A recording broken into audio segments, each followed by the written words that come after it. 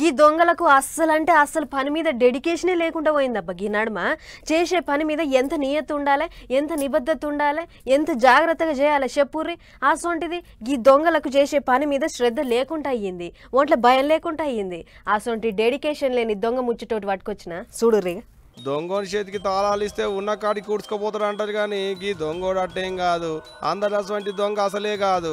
సంచిలో చదువుకొని సంకల పెట్టుకొని పోయిన సొమ్ములన్నీ తలకాయ కింద పెట్టుకొని వండుకుంటాడు అక్కడక్కడ. ఆవు ఆగో అట్టనే ఇయ్యాల కూడా ఓ షెట్టు కింద సేద తీరిండు. కొట్టేసిన సొమ్ముల సంచిని నెత్తి కింద పెట్టుకొని షెట్టు కింద గుల్క పెట్టిండు. అంటే ఆరాముగా నిద్రపోయిండు అన్నట్టు. ఇక అసలు ముచ్చటేందయ్యా అంటే కామారెడ్డి జిల్లా బాన్సువాడ మండలంలో ఉన్న బోర్లం క్యాంపు ఊళ్ళో ఉండేటి రాజోళ్ళ భార్య తల్లిగారింటికి పోయిందట. ఆ టైంక ఒక్కడి నుండి ఏం చేయనని రాజన్నాల నాయనింటికి పోయిండట.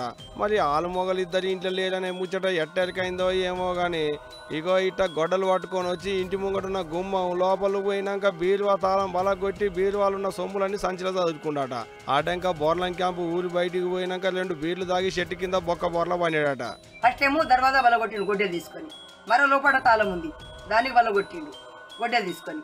దాని తర్వాత లోపల పోయినాక బట్టలు కత్తెర ఉండి ఆ కత్తెరతోని లాక్ అని తీసేసి సామాన్యాన్ని వేసుకుపోయి కవర్లో పెట్టుకొని అక్కడ మూసడ అక్కడ నెత్తి కింద పెట్టుకొని పండుకున్నాడు.